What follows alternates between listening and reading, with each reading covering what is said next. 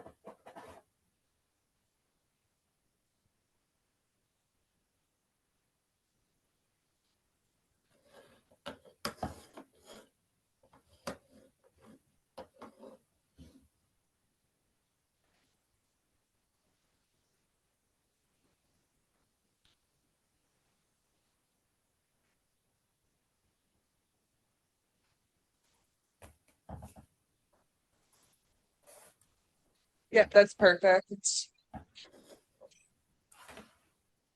Very good.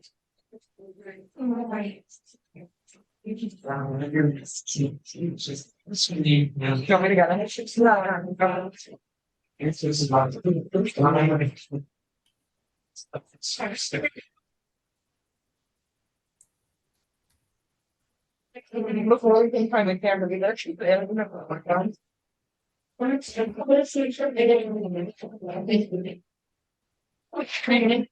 I know.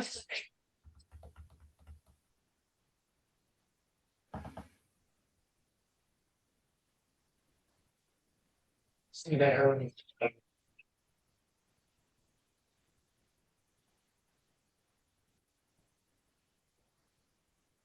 We're all about ready. Yes, I never thought that I would get this point because my mom and I had a deal. It was like 99. And, so I was like, gosh, we have a lot of time to go do more of our adventures. But what I am lucky is I spent 24,236 days without ever being separated. So I am 66 now. And I'm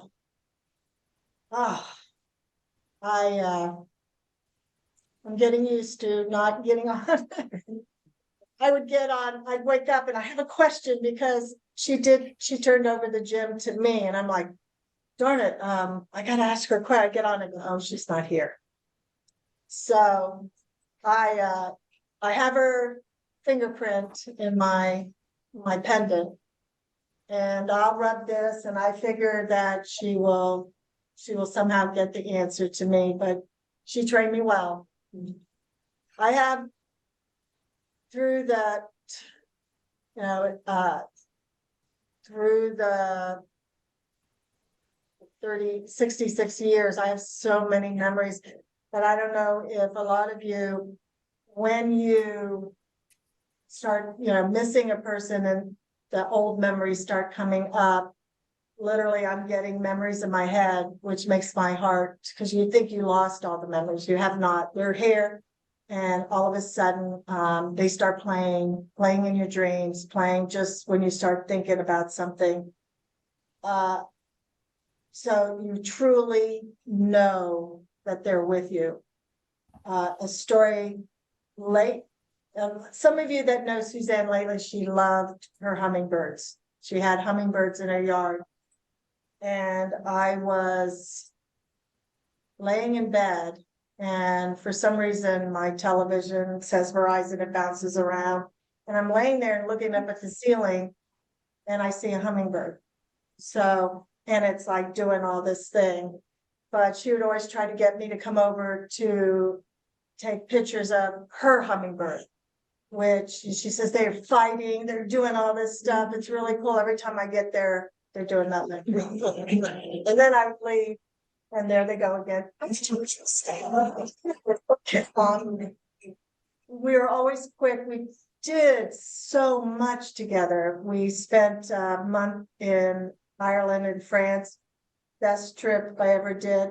Except my mom likes to take pictures with police officers. Like, Mom, this is really embarrassing. No, I can do this. I can do this. So she would get over and she would go, can you, whatever. The Irish, they're like, oh, right, whatever.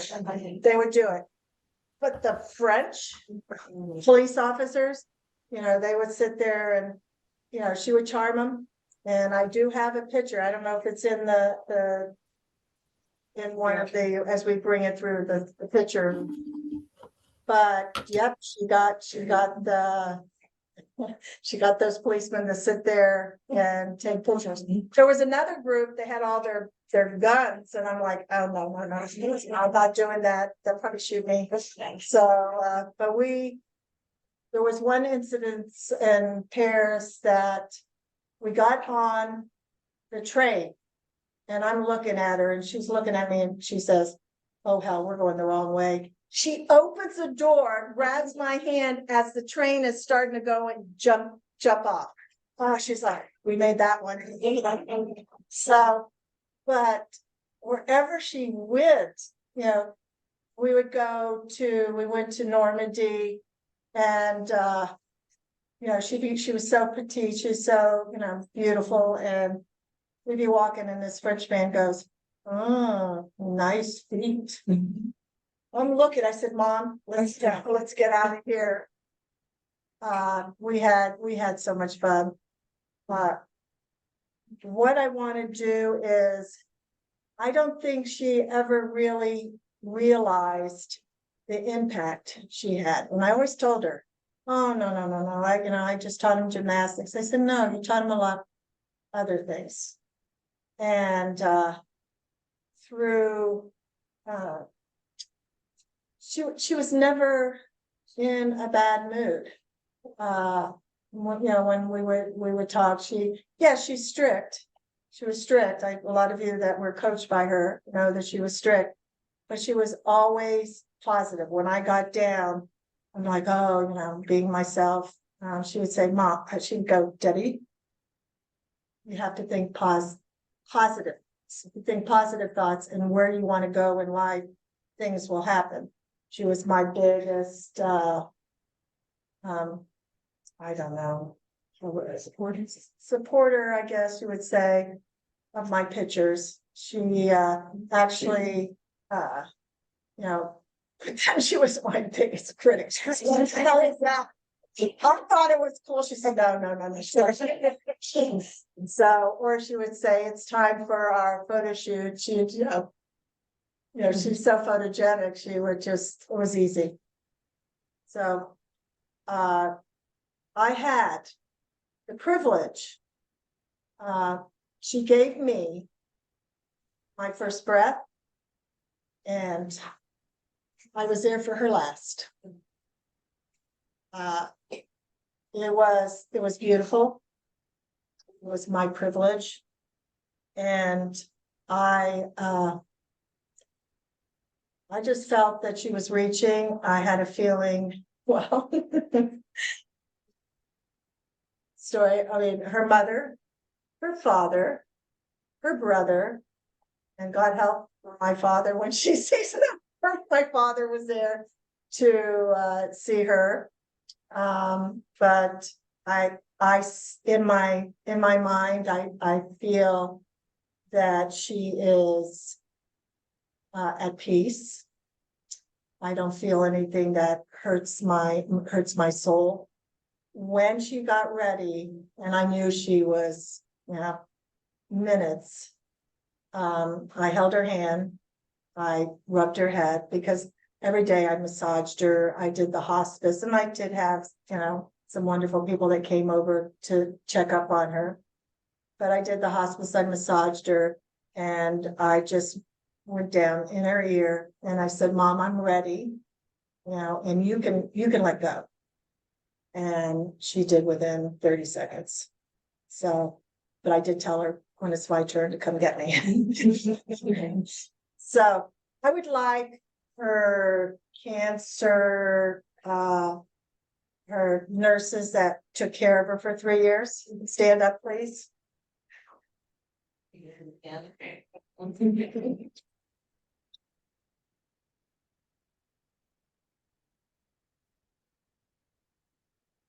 Asked to say something, but I just wanted to say that you gave her 3 more years of life, 3 more years that I could.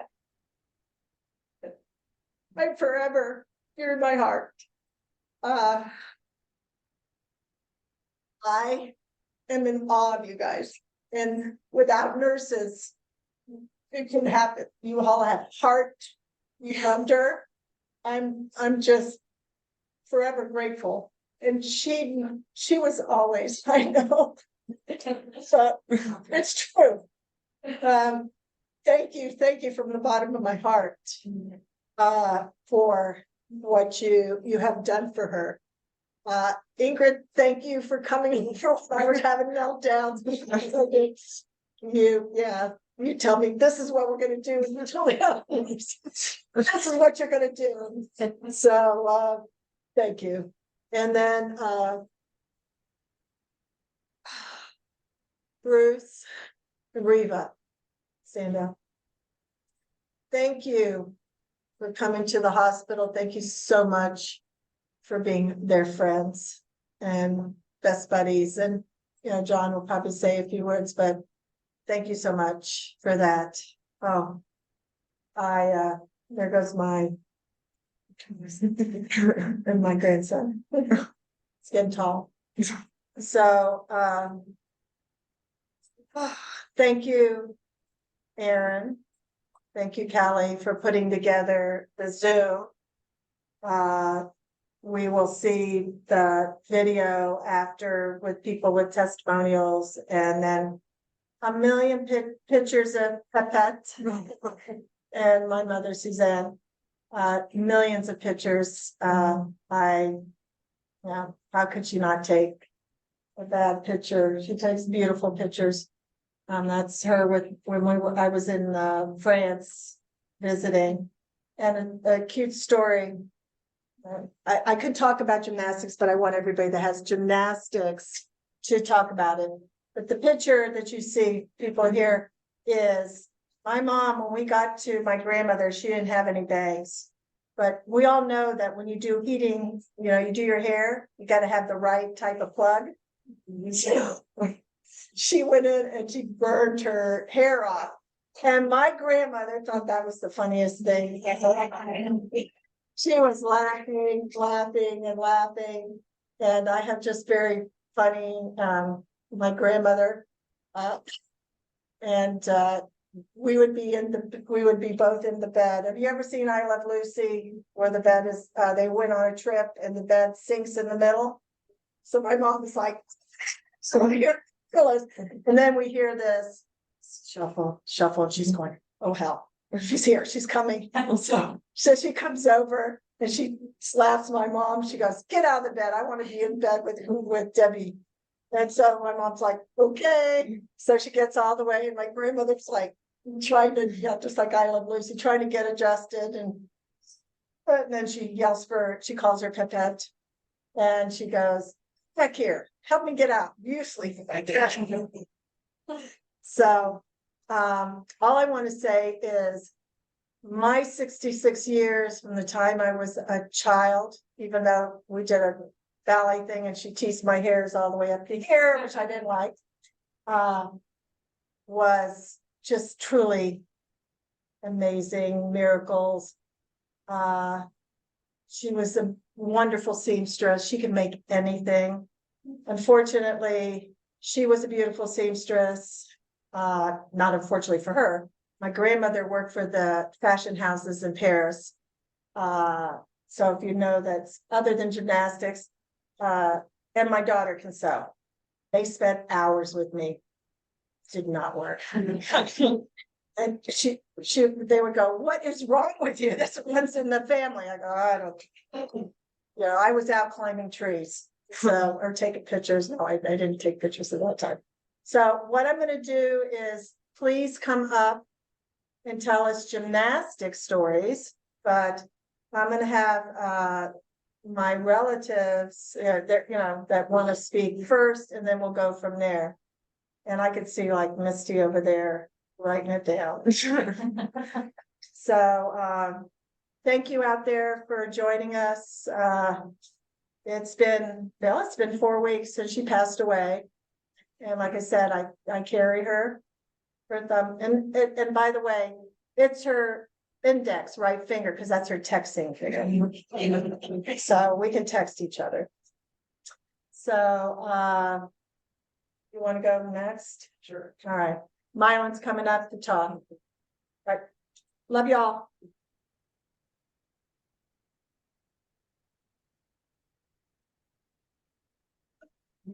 First, I'd like to, thank everybody for coming in and sharing this time with us, and especially on the Zoom also. Means a lot to us that my mother had an influence in your lives, and you'd want to share your time with us. And I think Debbie had touched on it, and just a lot of things going through my mind. On October 15th, when I got a text from Debbie that we were just getting out of church, and I was just checking my phone, and then Debbie said, 11:44, Mom took her last breath, and it just it's hard, and it hits you, and the 4 weeks, a lot of memories, a lot of thinking about my mother. And I mean, I'll say some things about my mom, but there's also, Suzanne and Mrs. Stanovich to mostly everybody else here. And she was from France, and after Olga Corbett in 72 says, I'm going to open up a gym in Springfield. And I think it was the first one. I'm not quite sure. I was young, but The oldest. yeah.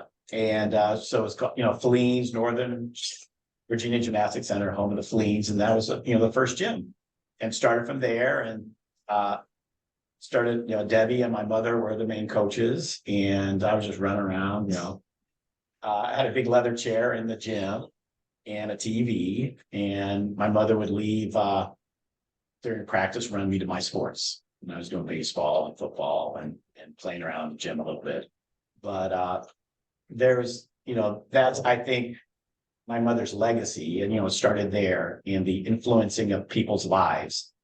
So we had, the Fellines, and then we had K-Rons for many years. And and then Debbie has Dulles Gymnastics Academy, and I have Sunshine Gymnastics in North Carolina. So that legacy kind of came through my mother and got us started, and we have stayed in the sport.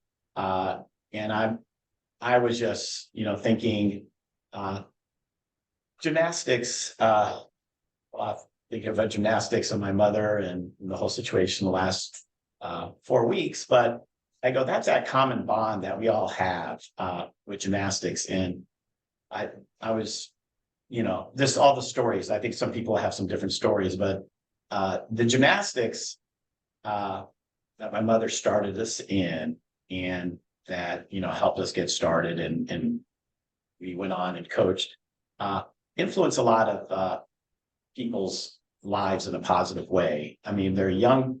You're all young in the gym and being, setting goals and striving for stuff. And the coaches are there to help you, go there. So there's a bond there.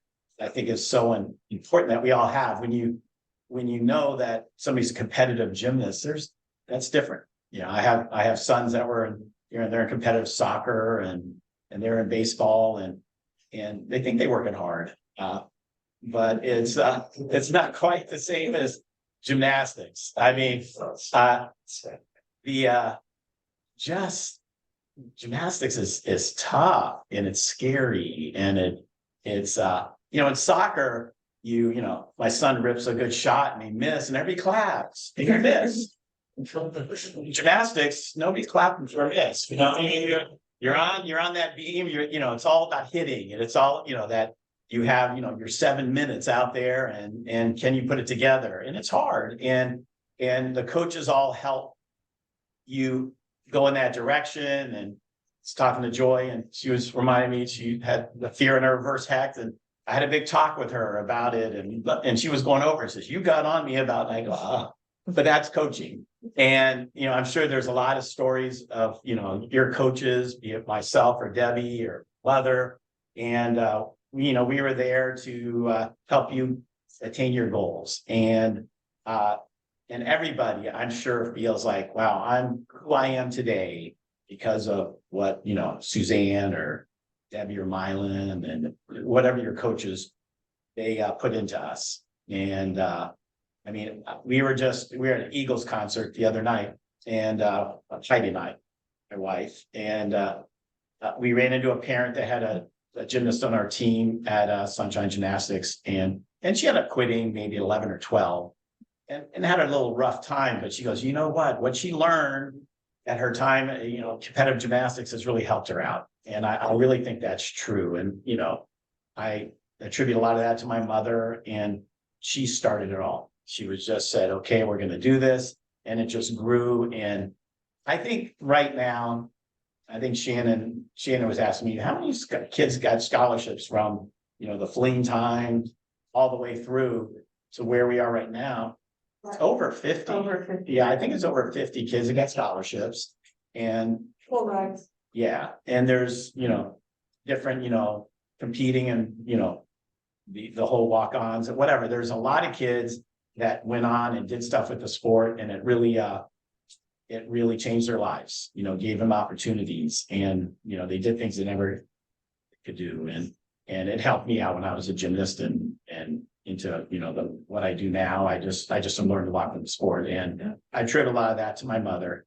And she, again, started everything out, and has touched so many lives, and hopefully she understood that. Sometimes as coaches, maybe we don't think, we do very much, people come and go and, have their lives, but it seems like every time I talk to somebody, they go, wow, that time in gymnastics really helped me, form me who I am today.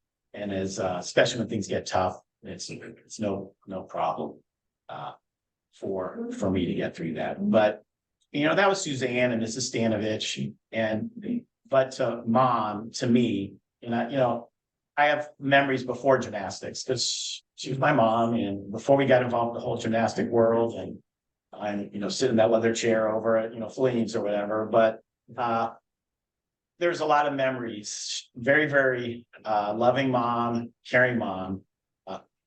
And she spent a lot of times that we were just starting out. I remember we got to Virginia. We were living in France. We came through Virginia. We were supposed to be going down to Florida. And my dad said, let's stop in Virginia. I've got somebody that maybe has a job for me. And that's why we ended up in Virginia. It wasn't like a big plan. It just, we ended up stopping in Springfield, and my dad got a job. And then my mother was working also at a convenience store, a Target or whatever like that. And she was drugstore. And, you know, we only had one car, and my dad had it, and my mother was walking back and forth and 5 miles. yeah. So it, you know, but I remember one of our first Christmases, the whole room was just filled with presents. And I didn't think, looking back, I don't think we had that much finances at the time or whatever. But she made sure we had, it was to a little kid, it was like the whole room was filled, and she made sure we had our, you know, things, and also a wonderful cook, being French, and there's things like, you know, the escargot, ooh, whatever, gross. But I mean, we had tons of it. I mean, we just would have Christmas, and it would be trays and trays of escargot. And I love that stuff. And eat it all. And we smell of garlic for days, but it was great. And I remember we would vacation, and I don't know what age we were, but we were in France, and the French have a really good system where, you know, you have 6 weeks of vacation or something. And I don't know how they're paying for it, but whatever. But every 6 weeks of vacation, we go to the beach, and we went to this island, Ile de Ré, and that's my little French accent. But it would be at Ile de Ré, and we would have a tent, and we lived there for like 6 weeks.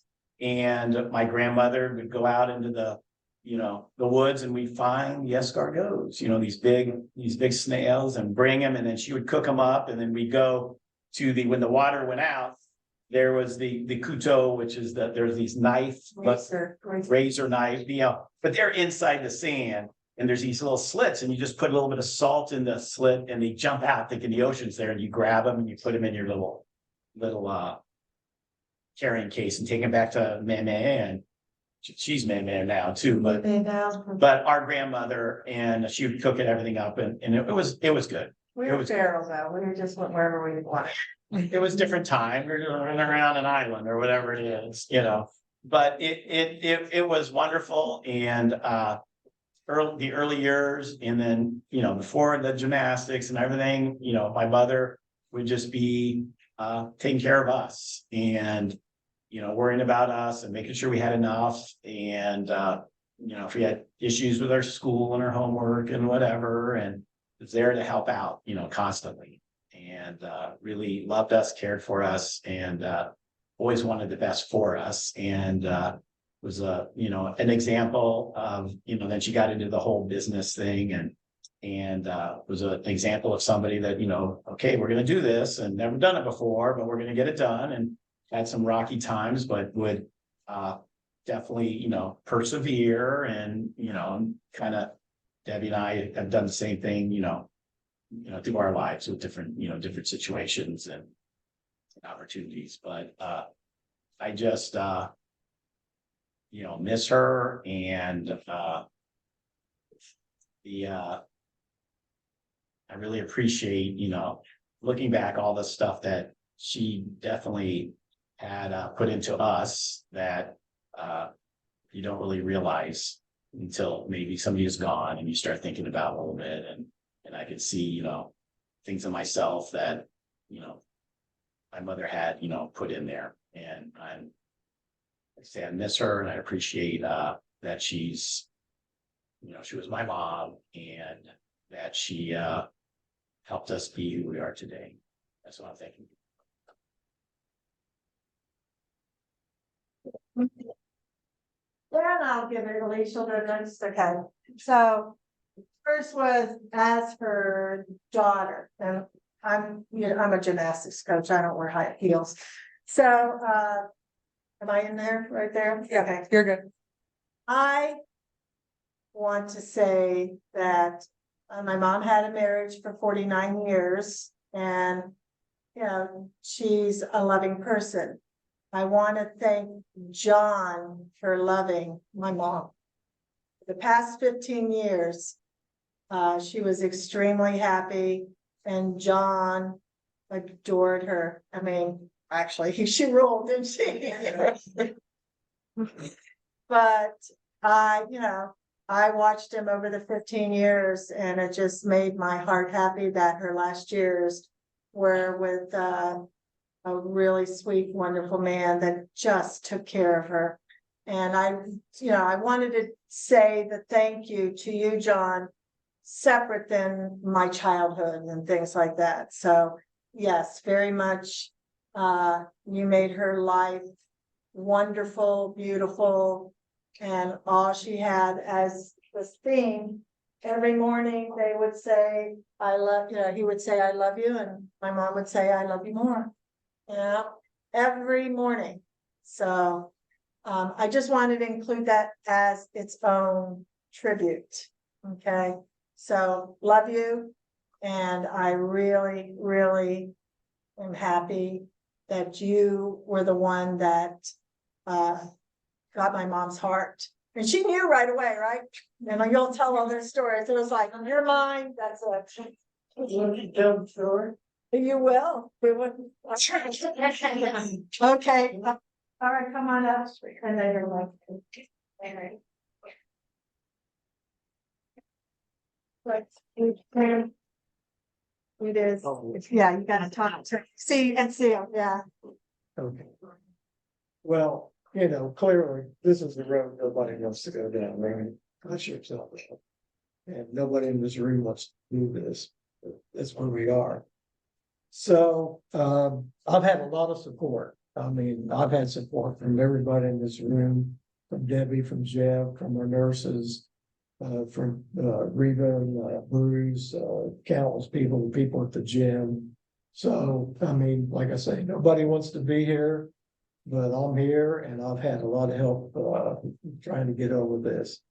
So one of the things that I wanted to share with you was people always ask us, well, how did you meet? And I think what they were really asking is, how did this old guy pick up this really young, vivacious woman, right? I mean, it's a gorgeous, beautiful woman.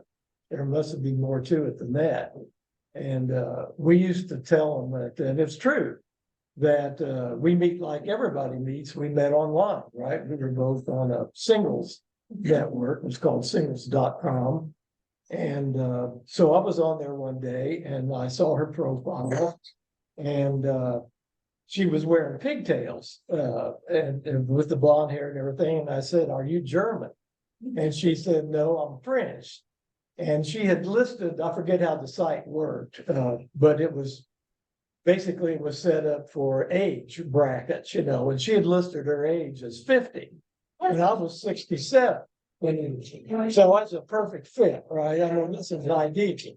So I said, what would you like to meet? And so, yes, she said she would. And so we made arrangements to meet. It was the Monday before Thanksgiving, 2008. So we met, and I can tell you this, when she walked into that room, every guy in that bar was looking at her, including me. I mean, she was gorgeous. So she sat down and we started chit-chatting and she looked at me and she said, are those your real teeth? And I said, that's that kind of a place. You know, I've never heard that before. And I said, well, yes, they are. And she said, she went like this, $75,000. I thought, whoa, that's enough. So one thing led to another. And, you know, a little bit of what do you do? What have you been doing? Blah, blah, blah. And so she said she'd been living in Clifton on 6 acres of land. I thought, Clifton, 6 acres of land, $75,000 for your teeth. Got a big boat down at Prince William, so on and so forth. And so when I took her out to her car, she was driving this Jaguar. And I thought, wow, well, you know, so I'm driving home and I thought, you know, I think this is way too rich for your blood. So I sent her a note the next morning. I said, well, it was very nice meeting you and, you know, whatever, blah, blah. And it wasn't 10 seconds. She said, well, what are you gonna do about it? And I go, well, I haven't had that before. That was kind of interesting. So we made a date, the Thursday was Thanksgiving, so we made a date to go out and meet again at a restaurant on Friday. That Friday after Thanksgiving. So anyway, we had a nice time. And I asked her, would you like to go to Middleburg on Sunday? We could go to Middleburg and have lunch if you'd like to. And she said, yes, she would. And she told me where she lived, you know. Well, I went home. And I don't know what possessed me to do this, but I Googled her. I thought, I made sure I got the address right. You know, that's what I was really looking for. And it turns out that Google said she's 72 years old. I said, oh my God, you gotta be kidding, you know? I didn't say anything to her. I didn't call her. I didn't say anything. So I picked her up. Jeff brought her to the door. She was living in a condo in Manassas Park, and it was a secure building, so you couldn't actually go in. So unless you knew the code. So he brought her out, and we got in the car. We go to Middleburg. We're at the Red Fox Inn, and we started talking. I said, well, I want to tell you something. And she said, what's that? I said, well, I know you're not 50 years old. And she said, how do you know that? And I said, because I Googled you. She said, you Googled me. And I said, yes, I did. And I could see she was starting to get upset. And I said, well, let me tell you something. I don't care how old you are, to be honest with you. And from that day on, I was still working, but I wasn't traveling anymore. I'd stopped traveling. And we saw each other every day. I mean, every day. And then we decided, you know, she moved in with me, and I think it was in April, March, April, something like that.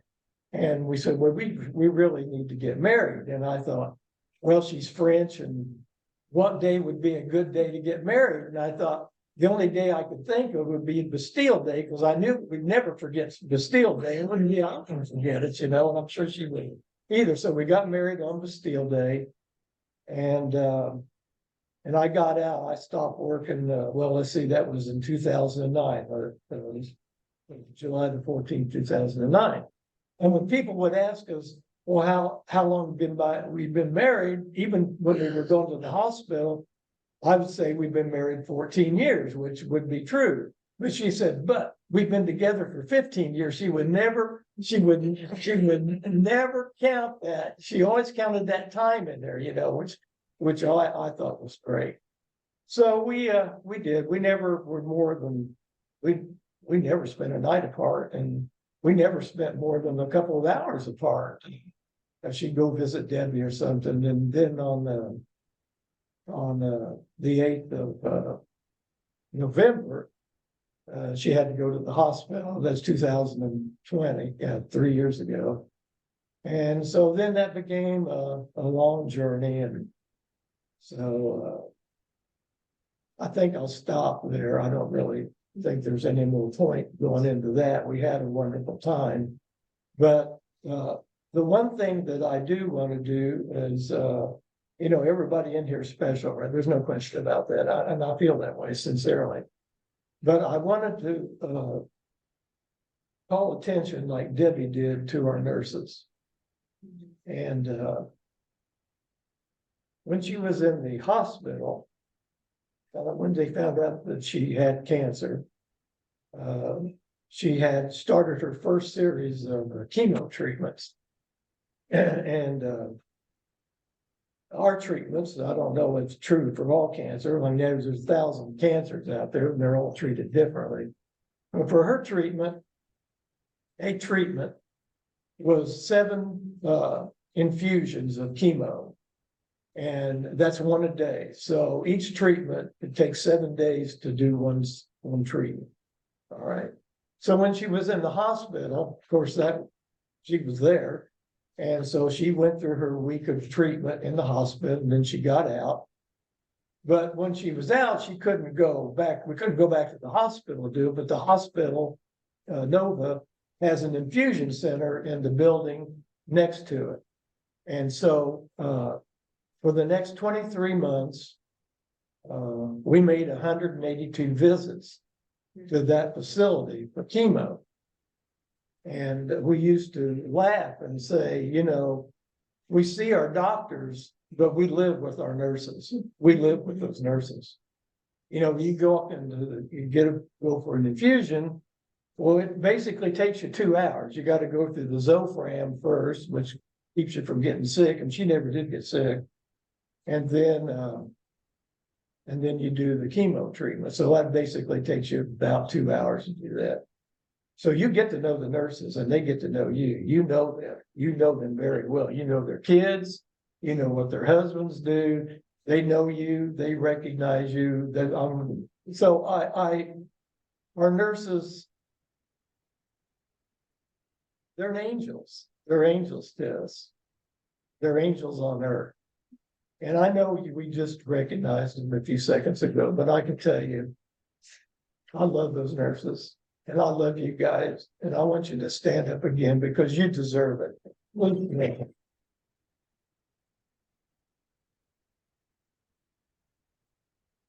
So that's all right.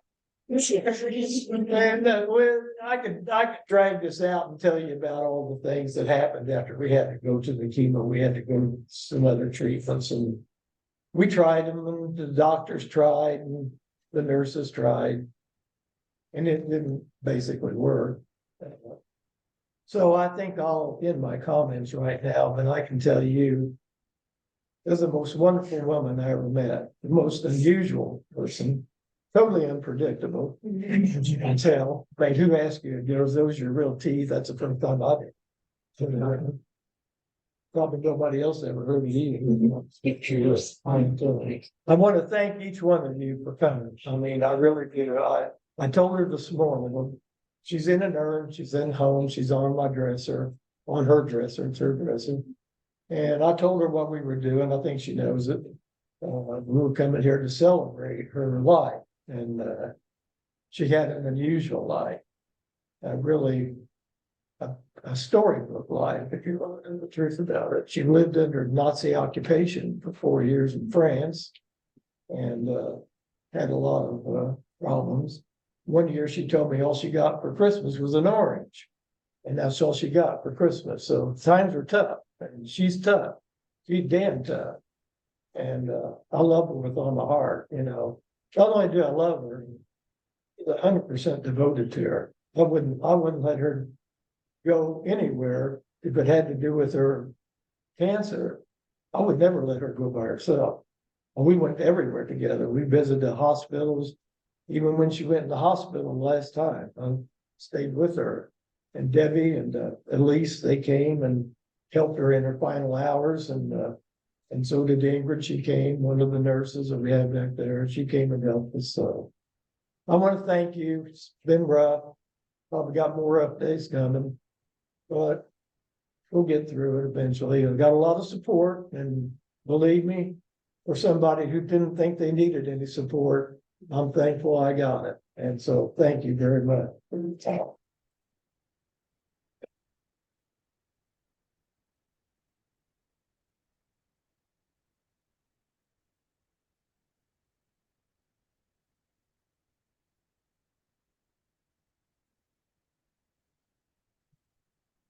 I can't really do this without. So. Thank you everyone for being here today. Do you like my skirt? I love it. It's quite noticeable. I think I wore it because it's bright and colorful, a little sparkly, and I think my grandma would have liked it. We would have. It represents her to me. She was small but hard to miss, especially when she talked. I was lucky enough to have her close by throughout all of my childhood and even well into being an adult. As a child, there probably wasn't a week that went by that I didn't get to see her or my grandpa, and my best memories were all the different holidays we spent together. Her being close made that easy. We always had some kind of great meal and toys, and really were fortunate and privileged, my brother and I, to have grandparents that spoiled us. When I was a teenager, things sometimes were difficult, but what isn't difficult when you're a teenager?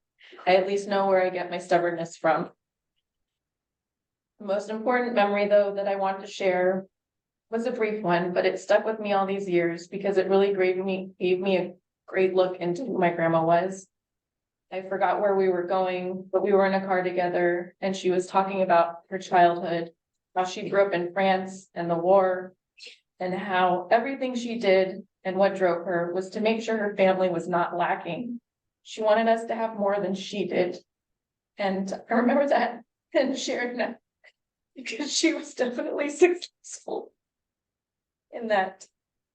Even as an adult, she supported me just a small amount of times, but she even called in to watch me defend my PhD from afar when she couldn't be there in person. She helped me with a little extra money when I was struggling in California for work. And when she gifted me money at my birthday, she always said to make sure I spent it on something just for me. And I did, and I always shared that with her. It was a highlight for me, even like when life was stressful.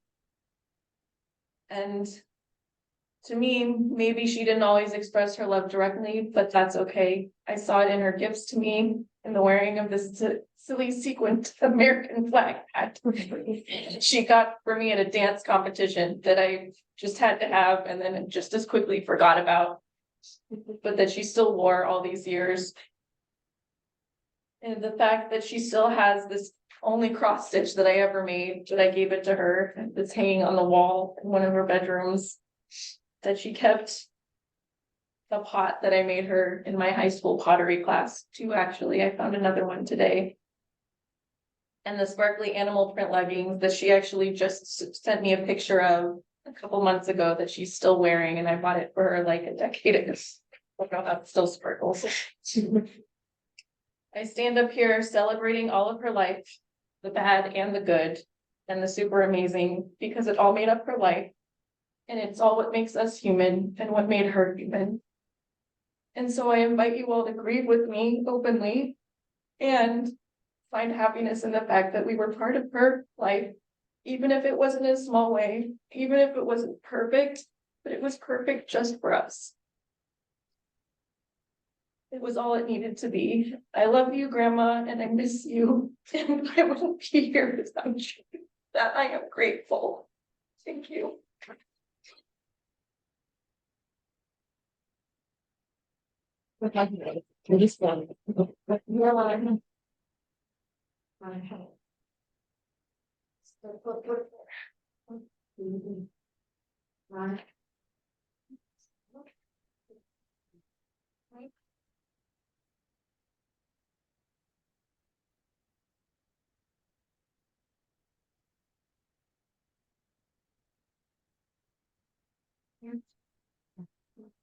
No, it's okay.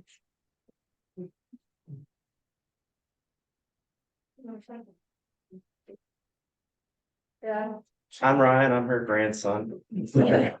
I think I've told a couple people this story in the past few weeks, but So they can see you. No, Where? move over so they can see Here, you. that's one, a little bit more. That's perfect. There we go. uh it was probably when I was 6 or 7. My grandparents, my parents, they would take me to Civil War reenactments, and we did that stuff together. We were a pretty close family. And there was some kind of exhibit or something where they were showing off knives and swords, and I kept begging and throwing tantrums, and I just wanted a knife, a little tiny knife. And they were like, no. every single one of them, including my grandfather, who I can assure you spoiled me instantly. They all said no. I guess they thought it was a bad idea for somebody that was 6 or 7 to have a knife. But it wasn't long after that where I was in the car with my grandmother and it was not, she would take me with her to go to the bank all the time and get me my lollipop and we'd go home after that. She asked me in, that French accent, like, Mylan, where do you want to go? Because she called me Mylan constantly. So, probably till I was 30. Yeah. She would correct herself. She'd say Ryan, but She still did. yeah. No, and I said, can we go to the knife store? And she said, you know what? Yes. And she bought me 2 pocket knives that I immediately loved, and I almost cut my finger off with one of them. I still have the scar on this finger to this day. And that I just felt was a good example of the kind of person she was, because she would do anything for her grandchildren or her kids or anybody in her family, because she loved us all so much. But this what carries on with me and what will always live with me is just how much of a rebel she was. And she did that knowing nobody else would do that for me, just because nobody else would do that for me. And that's just who she was. She was my rebel grandmother. And I loved her so much for that. And till she would call me every birthday, say how's work, and say it's going good, grandma. But that's it. I don't know what I'm gonna miss her. Thanks everybody for coming, and I appreciate listening. Okay,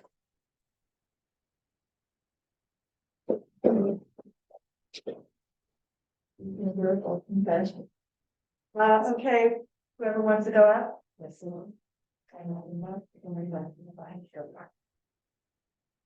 Are you gonna go up? What, you'll go now? Okay, everything who wants to go? There's a few of you that would like to go up. Okay. All right, go, yeah, go ahead.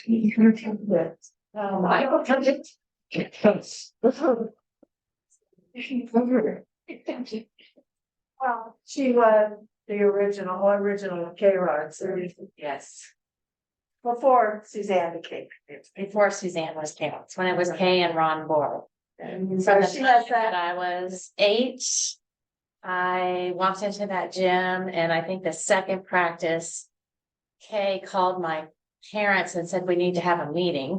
I think she's just trying out this recreational gymnastics, but she sat us down at a table and she got in our face and she said, you need to make a choice right now. Either you're a gymnast or you're not, but you quit every other sport you're doing and focus on this, or you're not welcome here.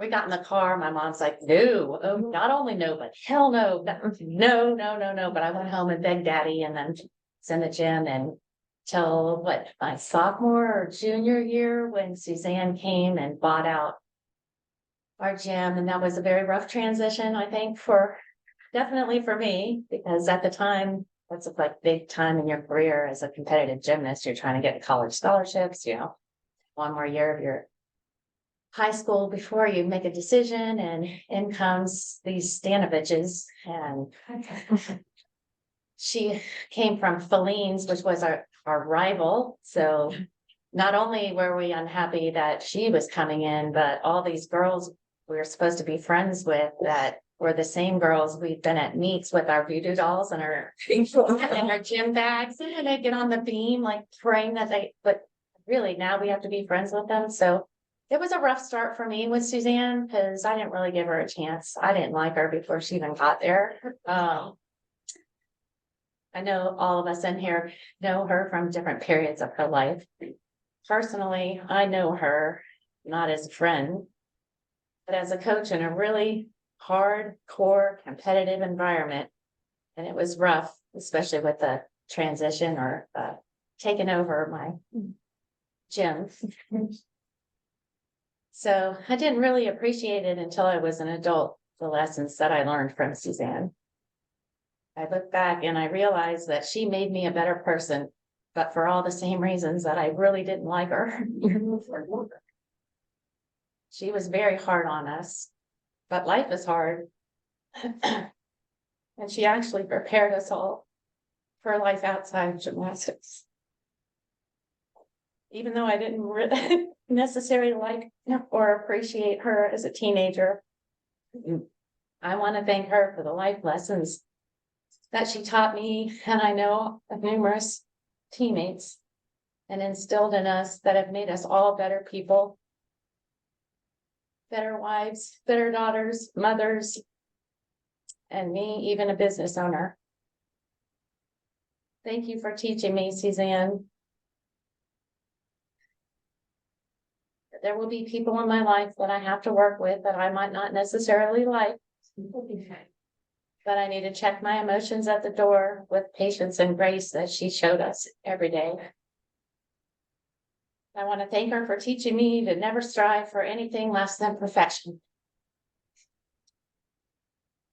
I want to thank her for teaching me that when I fall, and I will fall, I don't stay down on the ground. I get up, dust my pants off, wipe the tears, put my big girl pants on, and move forward one step at a time.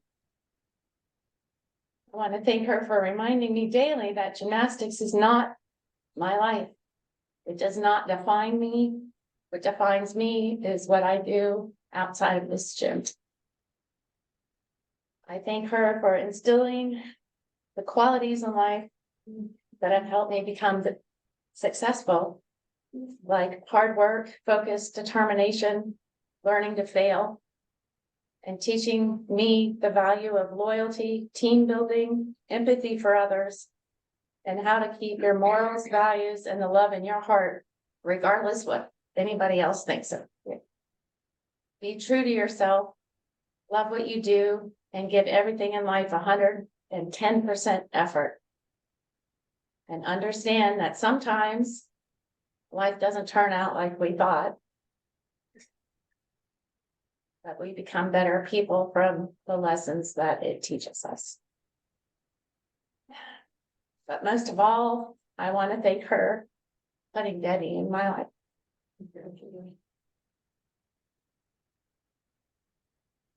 And I want you to know that I promise to always be available and take care of her for as long as I'm on this earth.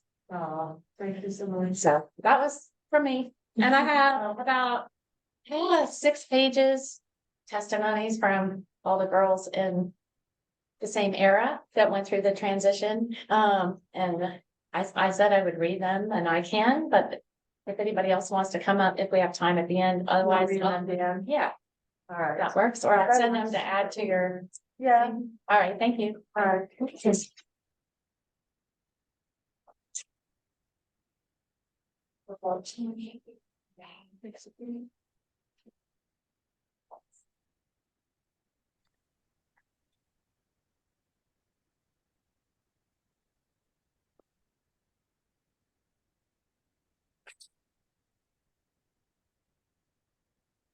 Hi, everyone. I'm going to be reading on my phone as well. My name is Shannon. I was one of the gymnasts at the K-Rons. I actually wasn't in the transition. I was one of the newer gymnasts that came in. So I came to train with Mrs. Stanovich, Debbie, and Mylan. In the early 80s, shortly after they opened K-Rons, and I was a freshman in high school at the time, and I trained with them until the end of high school. And actually, when I came, I was about to quit gymnastics, so I was pretty much a wreck when I walked through the door. But together with Mylan and Debbie, Mrs. Stanovich created an atmosphere where I was able to continue learning new tricks, like a full-on floor, which I thought I would never get, giant on bars. I built my confidence. They helped me build my confidence and even thrive. And this is quite a difficult and valuable gift to be able to give any teenager. So thank you for that. So they provided structure, clear expectations, and the expectation of a lot of hard work. So eventually I did become one of the gym's first elite gymnasts and went on to compete in college. Some of my memories of Mrs. Stanovich, I remember her and her ski vest that she probably got from your shop, Jess. Always underneath was either like a K-Rons or a fighting sweatshirt when the gym was really cold in the winter. She often coached us on beam and floor, and she would demonstrate how she wanted us to do certain tricks, and you could just see her classical ballerina training. So it was always very impressive to me. She was always kind to me. In one case, we had a meet that we had to go to early, and this is before the parents would take you to the meet. So you actually would go to the meet with your coaches. It was definitely a different time. And she let me stay over her house because we had to leave for the meet really early. And I lived like from the gym, so she's very kind. She was a self-made, successful, astute businesswoman. And at one point, I remember she had an office that was really kind of perched up high in the gym, and she would kind of like look over over the empire and see what was going on. And then I think she was probably during the rest of the time, she was kind of thinking about how she could expand the business. She was an immigrant who went above and beyond in achieving the American dream. She founded a dynasty by passing on to Mylan and Debbie both her desire and her ability to coach high-level gymnastics and trampolining, as I understand it now, and was sort of run a successful business enterprise. And today, some of my closest friends are the women that I competed in high school and college with, and I learned so many life lessons and skills in gymnastics, such as time management, perseverance, overcoming my fears, and working hard alongside those who are striving for a similar goal. And if not for Mrs. Stanovich and the gymnastics learning environment she helped create, I would not be the person I am today. So Debbie and Mylan, thank you for letting us be a part of your extended family. Thank you for sharing your memory with us. We stand alongside you today and grieve at your mom's passing. We also marvel at the legacy that she passed down to you, and which lives in you and in some form in each of us.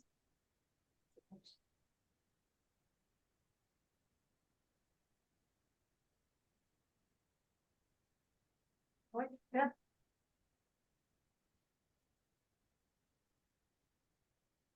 I'm gonna be a little more uplifting. I'm just gonna tell a story. Or two.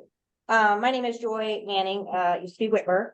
And for probably 3 or 4 years, Mrs. Stanovich was primarily my beam coach. And as Debbie said, she was pretty strict. And I think there were 3 people in my lives at that time I did not want to get in trouble with: my mom, my dad, and Mrs. Stanovich.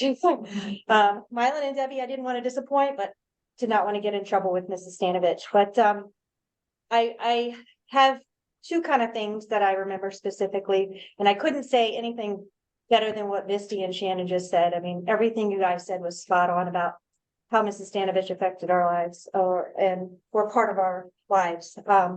But I think for 3 or 4 years, I needed to change my name to Joyce, and I'm not sure if it was her French accent or what it was, but Joy always became Joyce, so I just rolled with it. But there was one specific day where we had beam, and we had always tried to figure out a way, how can we get Mrs. Stanovich to be light on us today? What can we do different today rather than just doing series all the time? And one day she came up with an idea. She's like, many times we would hear, squeeze your tush all the time on beam. And one of the girls convinced her. She said, I'll make you a deal. She's like, if you stand over here in the corner with a quarter in your tush for 30 minutes, I will let you get out of your beam series. And sure enough, I won't say her name, but she did. She stood there. She went over there. Mrs. Stanovich gave her a quarter, and she's like, got ready to, put it in her tush. And she said, no, drop your biker shorts. You have to use it through your leotard. And she stood there for 30 minutes and got out of her series, and we were all kind of jealous. But she did it. And so when she was done after that 30 minutes, she tried to hand the quarter back to Mrs. Stanovich, and she was like, no way, all yours, change. But yes, loved Mrs. Stanovich. There's not enough that anybody could say about how important she was to our lives, how she was a part of the discipline that we now as gymnasts of hers have got that structure in our lives and have really, really built on that, and can't say enough about her. But yes, Mylan and Debbie, thank you for allowing us to come up and talk and how important she was to us. So, thank you.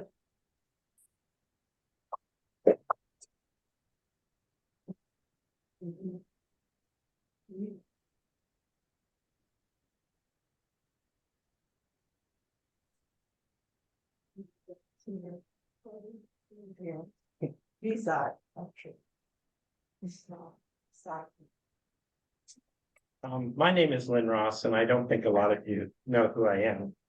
I was one of the first instructor and then junior coaches that Suzanne hired when she first opened Northern Virginia Gymnastics Center. Debbie and I are the same age for 5 more days. I'll fill in a couple of the blanks that people were talking about. Suzanne's age. I remember when she turned 40, she said, I am not 40, I am 20 on this leg and 20 on this leg. That started a long time ago. One time when Debbie and Mylan came back from their vacation in France, Debbie was telling me how they went to a movie theater which seated thousands. They said they had never been to such a big movie theater, and the movie Young Frankenstein was playing.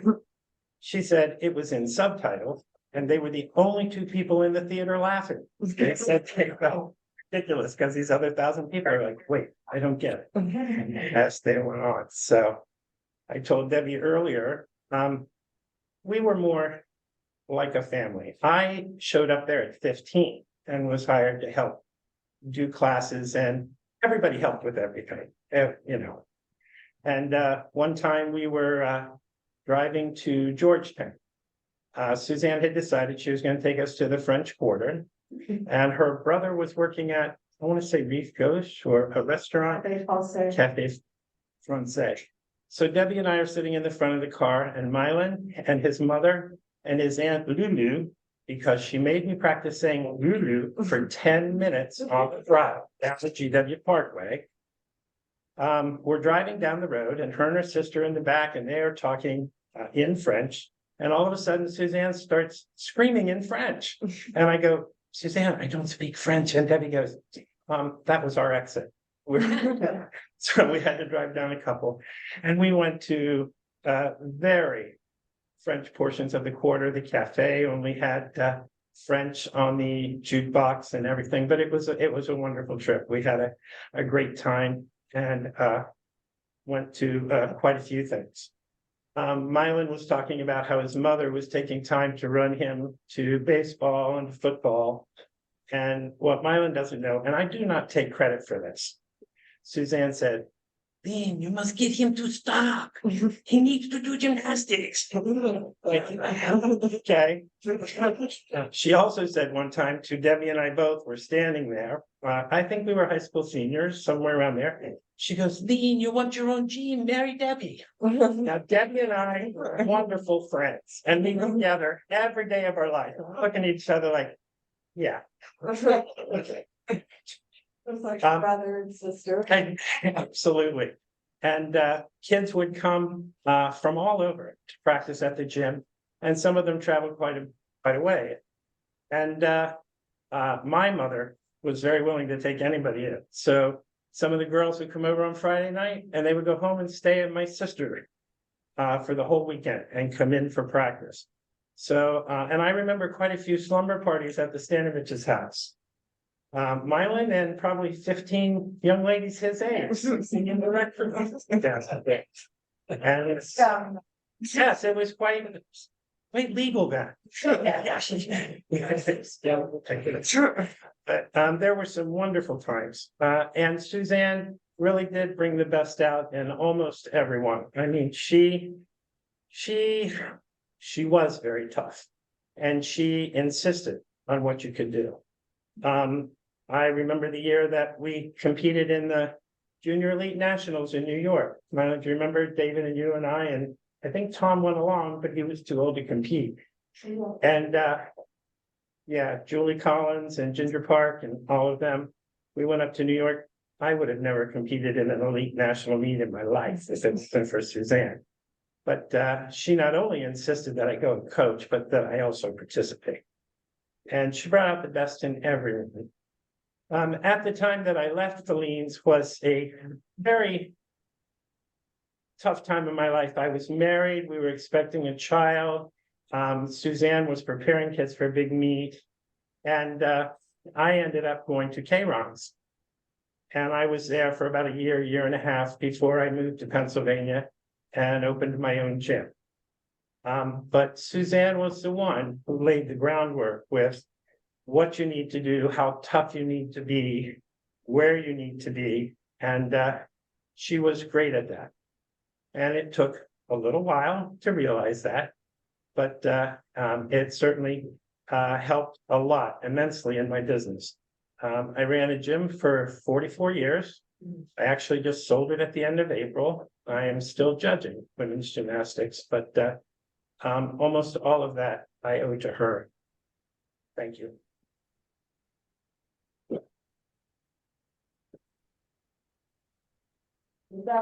Anybody else want to speak? If not, we'll start the, Okay, I need like 1 minute to transfer over. so give you, we had to go to regionals at Allentown with me in the van. Who wrote the van? Yeah, remember you would go regional? Parents with little kids, I'm there. I'm going to regional and I have all the kids, I have the movies playing. We have 5,000 rotations. And then, do you want me to just from Allentown, you guys were sleeping. And I had to go on a horse.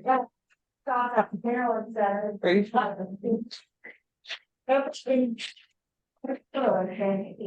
Having well, it's snoring in the back, and I just all this time. And so I, well, sure. So not, but yeah, on those days, I drove them to the meetings, I coached them in the meetings, I drove them back to the meetings. It didn't matter how far it was. They heard about towel. I went to the rooms, I had to put tape on.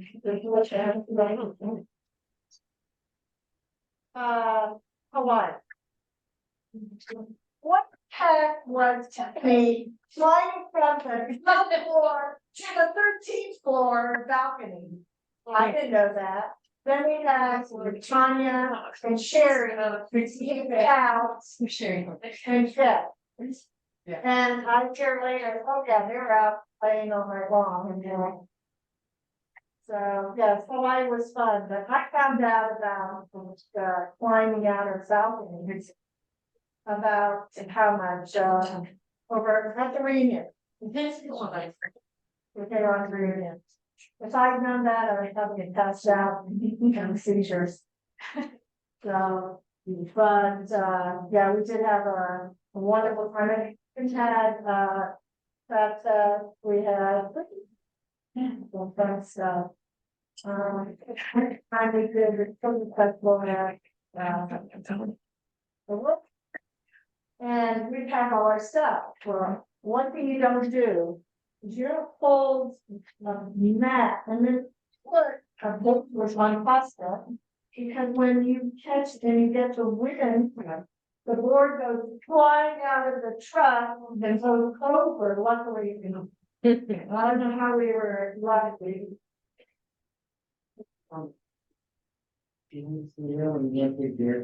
We could have been. Yeah, I think I've seen that happen. Wolf traffic when they put us on the hill. I was tumbling and the guy from ABC World News Life wandered onto the next spot. Said, sorry, dude. Somebody shouted, We're ready. Oh, it's ready. Yep, you're all good. And the girls were in the back of the camper and then driving. And I'm looking at them, they're looking at me really strange. I'm like driving the truck with the camper and the girls have a problem. Just think everybody. One of these guys. All right, you ready? We have put together this video. And I hope you enjoy it. Everybody in, France, these are. Adelaide. And I can't see it anymore. But anyway, these are Adeline, she's going to speak, and she'll be speaking in French. But. Okay. Également la pépette. Diane, elle reste pépette. Elle fait comme ça dans la famille. Très émue de faire cette vidéo aujourd'hui. Un honneur de pépette. C'est la cousine de mon papa. En effet, j'ai des souvenirs. Elle m'a accueilli avec John et mes parents, notre premier voyage en Amérique à Washington. Donc, on a passé 3 semaines à Centreville. Ils nous ont emmenés partout. On a passé de très très bons moments. On a bien rigolé, on a fait beaucoup de shopping avec Pépette. Tous les jours, elle m'emmenait faire du shopping, tous les jours, et tous les jours, je rentrais avec quelque chose. Ma valise, je me fermais. On a fait également, elle nous a fait découvrir Shenandoah, la forêt qui était magnifique. On a fait des beaux restaurants, on a vraiment, on a passé un séjour vraiment magnifique, gravé à jamais dans nos mémoires, que je voulais lui rendre hommage aujourd'hui. Je pense tous les jours à John et à Debbie, dans leur souffrance, dans leur peine. Et je fais des gros bisous à tout le monde, à toute la famille. Je vous embrasse et bon courage. Bonjour, je suis Sébastien, je suis le mari de Stéphanie, petite bête. Par cette vidéo, je voulais lui rendre hommage. Et j'en profite également pour adresser à nouveau mes condoléances à John et à Debbie et à toute la famille. Pépette était une femme formidable. Nous avons eu l'occasion de la rencontrer à maintes reprises. Elle a toujours démontré une très grande gentillesse, une très grande générosité. C'était une femme très forte, une femme humble, et une femme qui savait ce qu'elle voulait. Elle avait des convictions, elle savait où elle allait, elle savait ce qu'elle faisait. Elle était vraiment déterminée dans tout ce qu'elle pouvait entreprendre. Donc, c'était une femme extraordinaire. Voilà, j'en terminerai ici. Et également, je laisserai la parole à d'autres membres de la famille. I'd like to share the screen on here. À bientôt. Je m'appelle Stéphanie, je suis sa cousine de Suzanne, mon papa. I think one of this, and I'll screen share the Zoom Avec ma sœur with Adeline, the video. en France. Cette vidéo Show sera en the français. screen.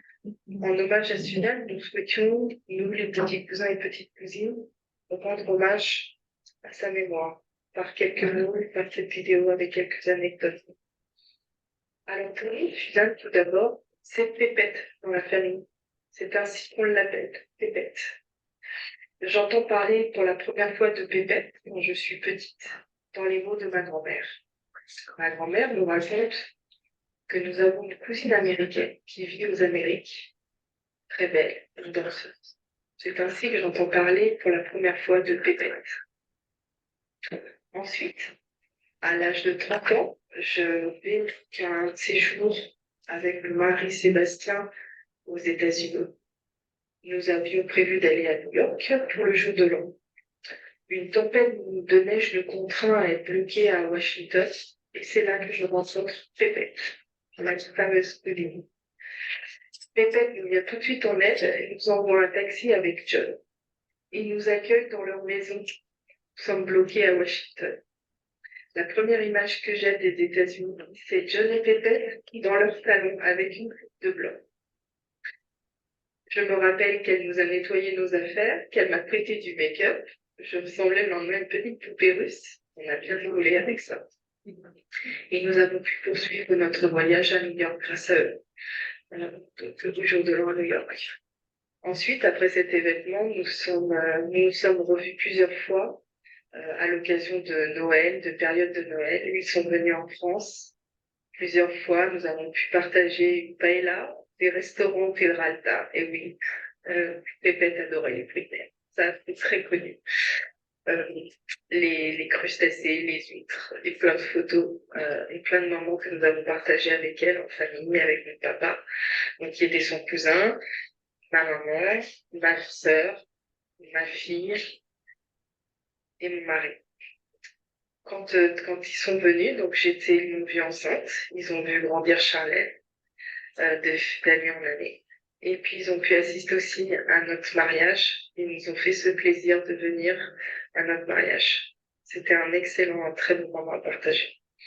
Je vais maintenant laisser la parole aux autres membres de la famille. Et tout ça pour dire que Pépette est toujours là, dans nos cœurs. Il nous accompagne. Hold on. I'm just allowed.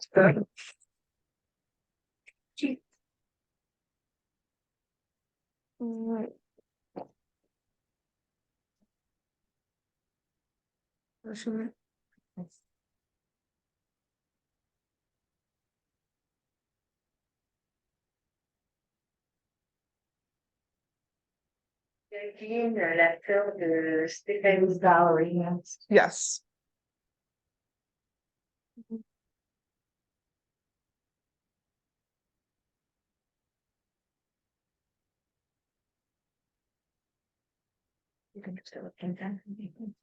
Sœur, quand ils sont finalisés. Tout ça pour dire que Pépette est toujours là, dans nos cœurs. Il nous accompagne. Sorry.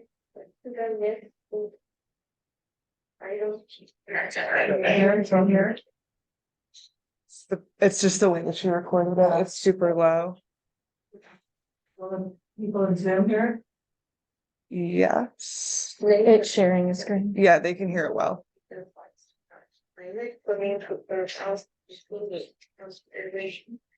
Let's wait for someone's testimony.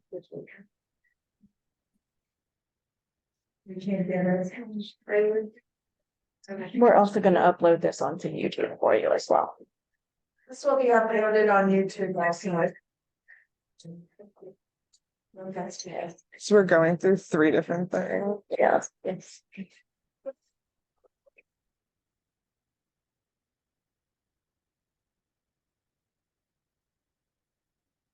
Ouais, John. Moi, je suis là. Pourquoi pas te pourquoi, débile une fois, une débusquée avant qu'il m'attende. Fête de Noël, les jours que tu aimais, aussi gonflés pour nous sommes photographiés. Et maintenant, n'étant plus là, ma bébête, tu seras toujours dans mon cœur. Une pensée pour John et Debbie.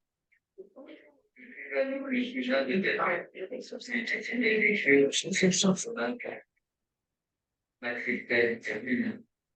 Je suis mes souvenirs. J'étais très jeune quand ma fille a quitté la vie.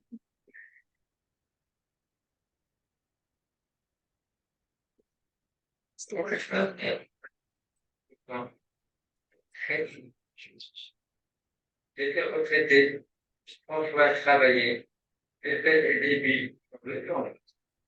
Elles m'ont invité à passer des vacances, visiter la Normandie avec ma voiture. J'ai dit, prenez des copies pour mémoriser l'instant avec. Là, j'ai permis de suivre comme ça. C'est.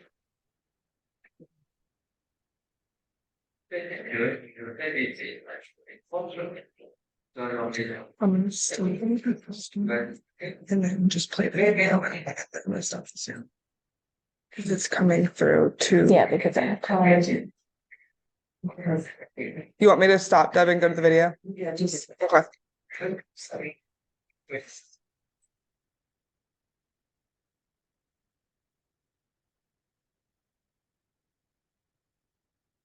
Everyone's gonna watch me do this.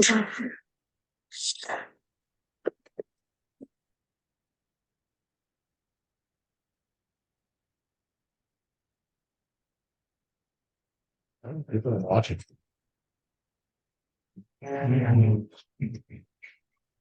Tell me what does it look like in heaven? Is it peaceful? Is it free like they say? Does the sun shine bright forever? Have your fears and your pain all gone away? 'Cause here on earth it feels like everything good is missing since you left.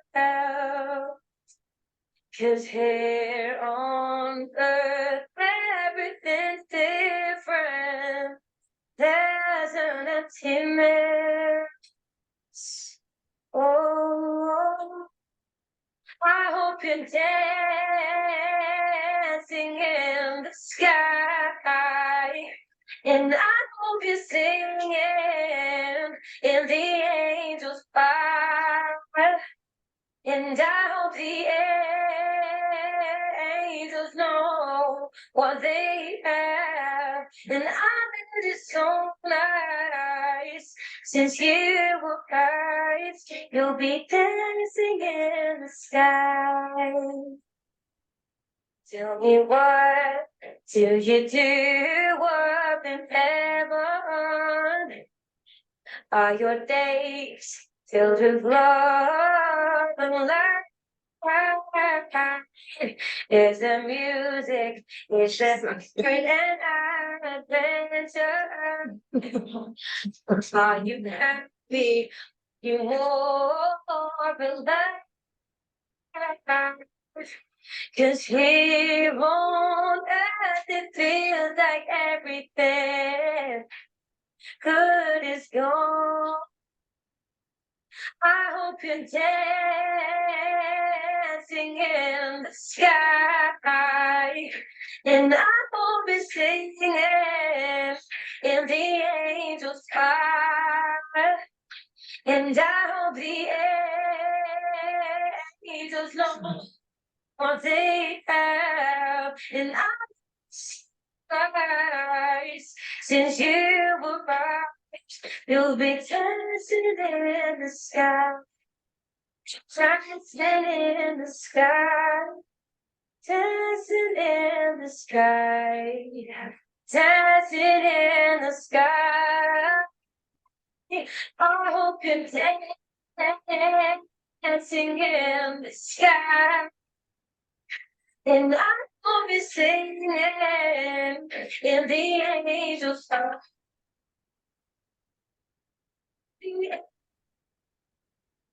Just know what they have, and I've been so nice since you were born. You'll be dancing in the sky.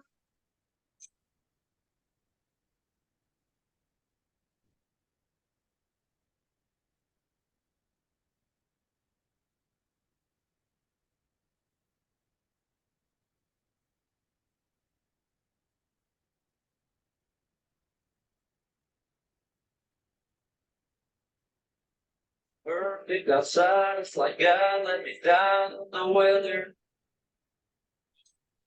Got the whole crew here, I ain't saying something forever.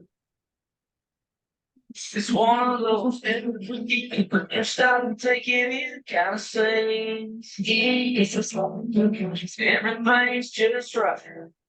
Except for one more thing. You should be standing with around me. Couldn't I get a call? Say it.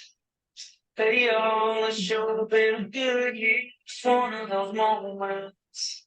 It's got your money written all over it. And you know, I just want to wish that you had to miss them. You should be.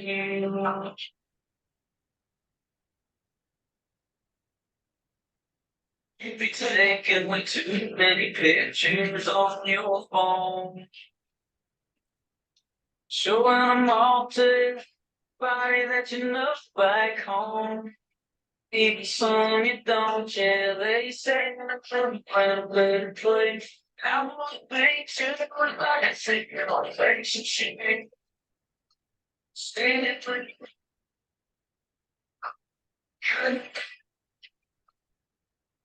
Say shit. Be on my shoulder in the good it's on the phone. It's got your pain. Boy. Today, yes. Spring. You'd be loving. You'd be breathing. Be smiling on me, I know you're gone. Don't wait up.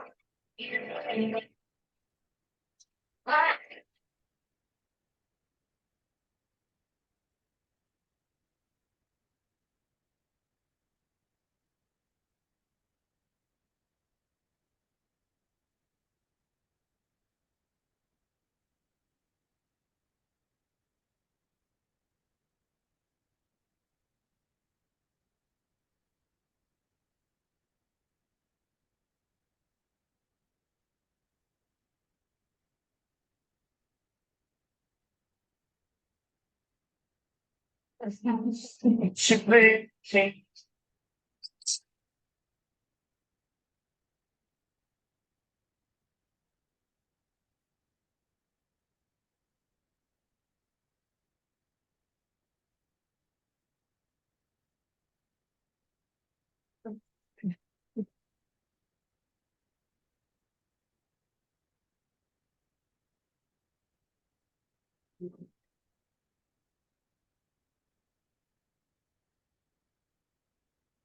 Didn't know today would be your last.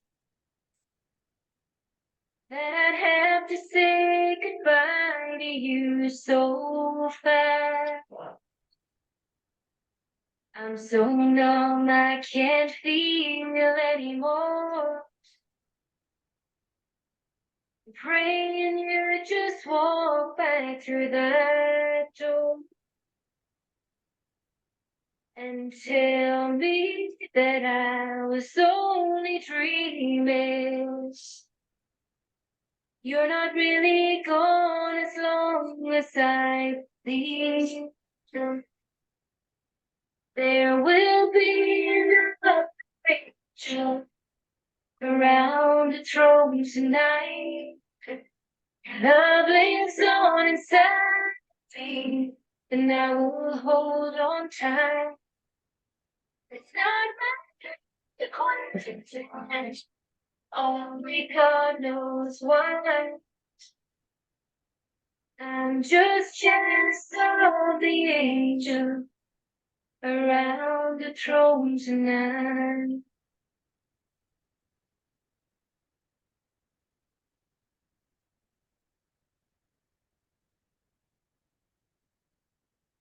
Always made my troubles feel so small. You were always there to catch me, but I'd fall. In a world where heroes come and go, well, God just took the only one I know. So I'll hold you as close as I I love it. long day. And I see your face again. But until God must be you around the throne tonight. Love lives on inside me, and I will hold on tight. It's not my court, only God knows why. I'm just jealous of Brittany, she sent me that one. around the throne tonight. Singing hallelujah.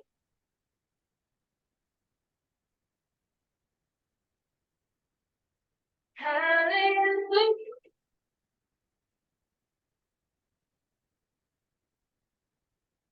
Hallelujah.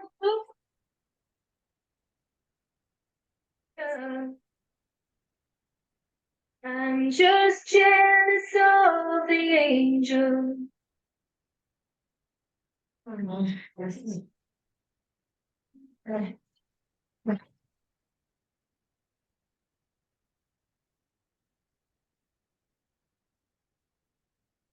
these the talking or That one, for some reason, it's not. It's not letting us connect, yeah. on YouTube? Yeah, Mhm. there were only like 4 others. Okay. All right. So that way people. You want to say we still have 20 minutes. Sure. Okay. These are our gymnasts, their generation gymnasts. Yes. Okay, that is from Marie Robbins. Marie Robbins was our very first event. So. Aside from my church being to change the impact, of course, my entire life was the one led by the major woman, Mrs. Stanovich. Through the sadness of Mrs. Stanovich's passing, I am filled with gratitude and fond memories of the opportunities and foundation that Keith Torgodajetti and Son Mylan provided for and molded in me. A foundation that not only guided me and many others through our gymnastics career at Philippines, Cayrons, and beyond, but subsequently over the course of our everyday lives. Debbie and Mylan, thank you for sharing your mom with me and so many others. May God wrap you both and families and loved ones in his arms today and in the days ahead. Thank you and rest in peace. And Kathy, again, I learned so much during my time at Philippines and Cayrons and pushed myself farther than I would have ever dreamed without the amazing coaching I received. Mrs. Stanovich will be missed. I just want to say something. Her dad was a general. And when we had car washes, all the enlisted men came in to get their car washed by the general. Funny. All right, and this one's from Heather Deegan. Okay, now. For anyone who maybe hasn't already heard, earlier this morning, Debbie and Mylan's mother, the lovely woman we all knew as Mrs. Stanovich. I know there are many out there like me who spent the majority of their childhood in the gym, and the coaches and teammates became our second family. Today, a lot of us lost our second mother. Our hearts are breaking for a woman who helped influence and form the people we are today. She will forever hold a very special place in my heart, and I pray for peace and wish for happiness as Debbie, Mylan, and the extended family work this next chapter in life. Please join me in saying thank you from the bottom of my heart to a silly lady who would yell at me in French, probably actually cursing me out, but she would also cheer for me when I succeeded. I love you, Miss Taylor, and you dearly. Heather. Oh, yeah, Heather.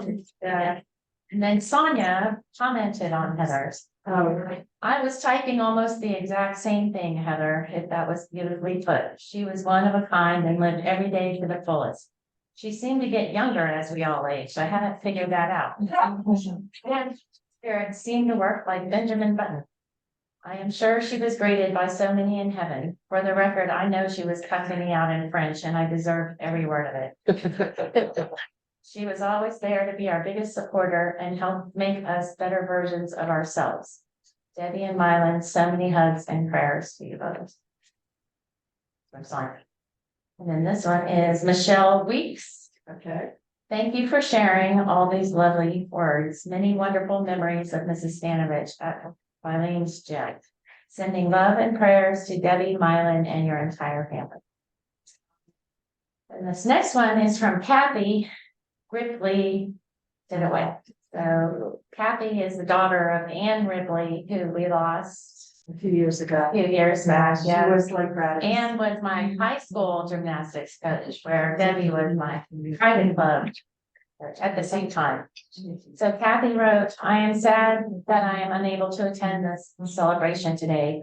Mrs. Stanovich was a legend. Sometimes I feared her, but at the same time, I wanted to please her.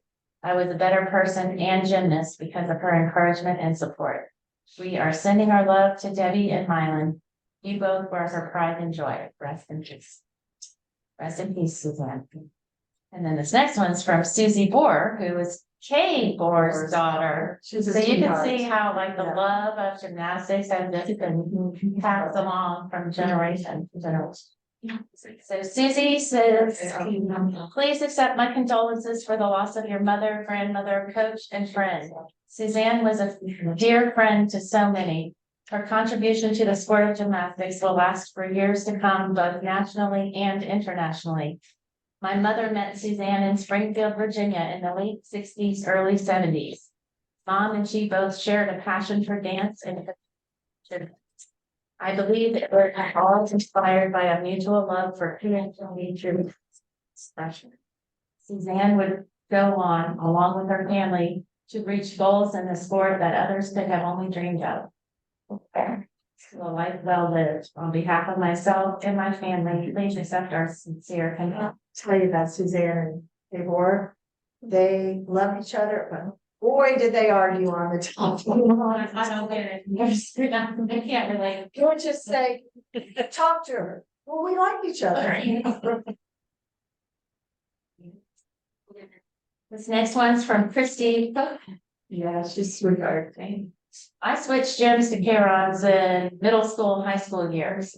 At that time, I was considering quitting gymnastics. It was hard coming into an established team who had long-standing history with the Stanoviches. But they welcomed me, and whether they know it, they brought joy back into the sport for me. Suzanne was tough but caring. She challenged me and sharpened my physical skills and mental toughness. Beam was my favorite event, and she helped me love it. Christy was always such a brown noser. Beam was my favorite event. She came up an aerial back layout on the beach. Okay, so she was like, So she was like, yeah, the little, almost little precious. Beam was my favorite event, and she helped me love it. She, Mylan, and Debbie helped me get a full scholarship to college. And I am forever grateful for all they did to shape me into the person I am. Losing a parent is hard.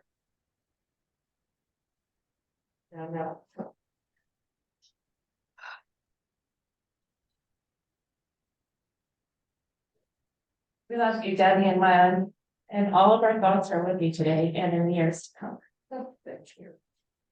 Okay, and I saved the best one for last, because Heather had to send another one after she thought about it first. So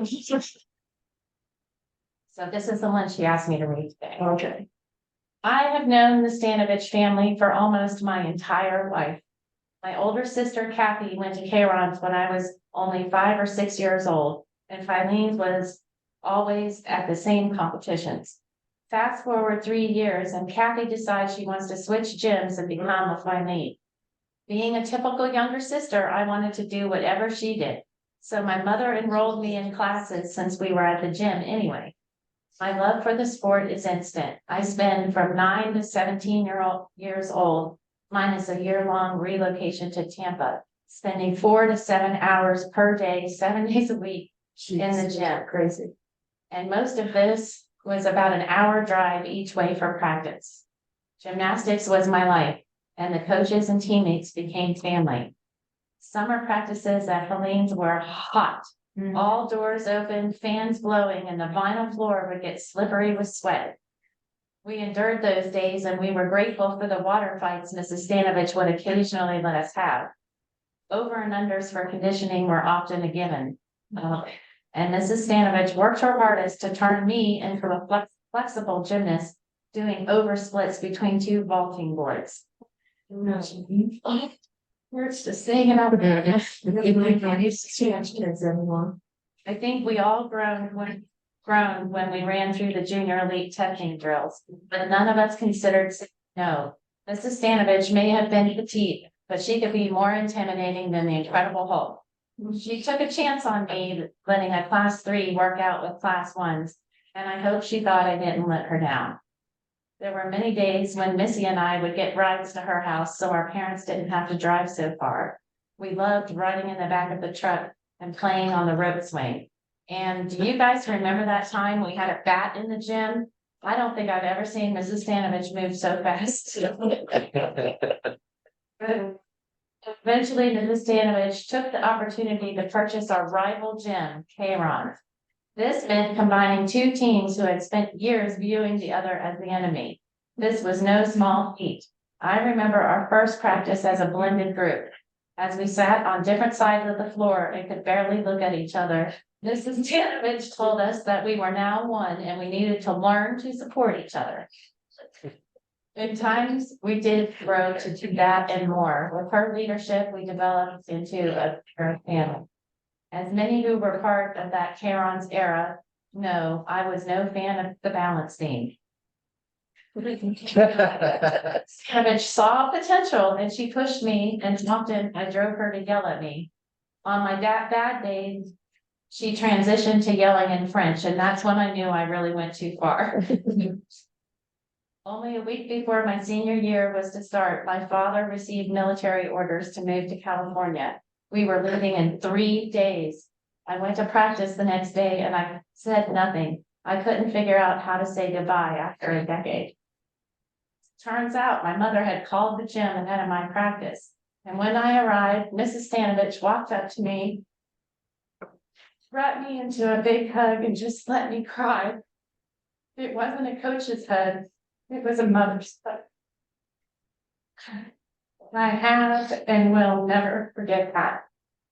Through my years at Feline's and Karon's, there were many times of joy, celebration, aches, and pains. Mrs. Stanovich helped to instill self-confidence, coordination, discipline, strength, both mentally and physically, dedication and commitment, as well as a never-ending love for gymnastics.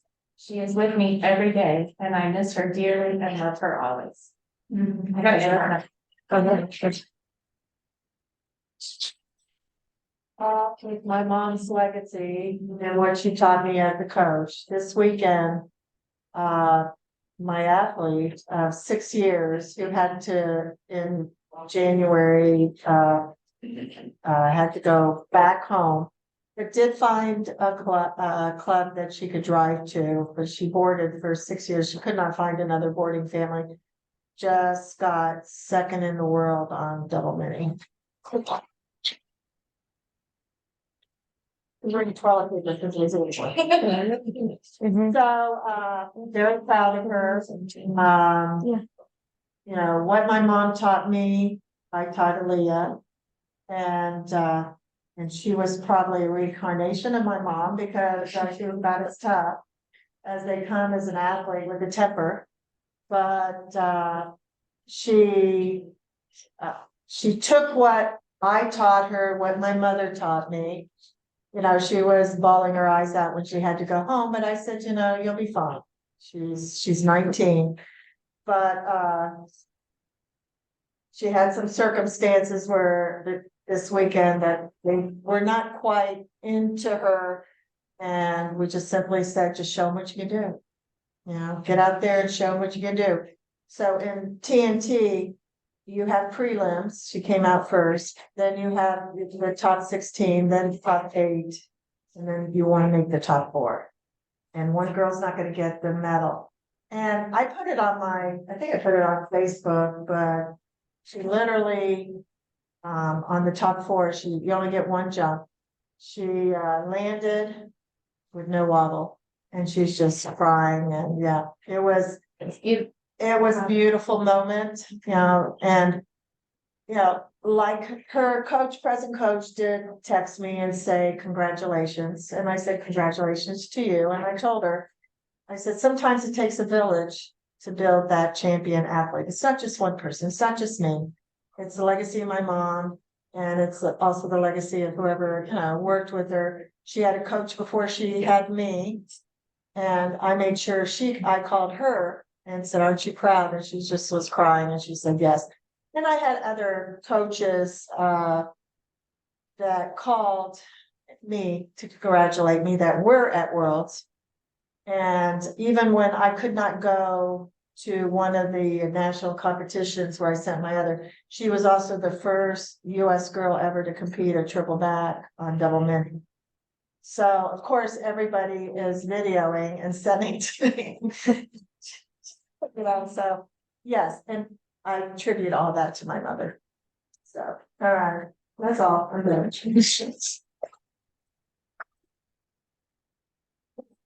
Right? What am I doing? Level sitting on our way. Deb, do you want to say anything to them before I end it? Okay.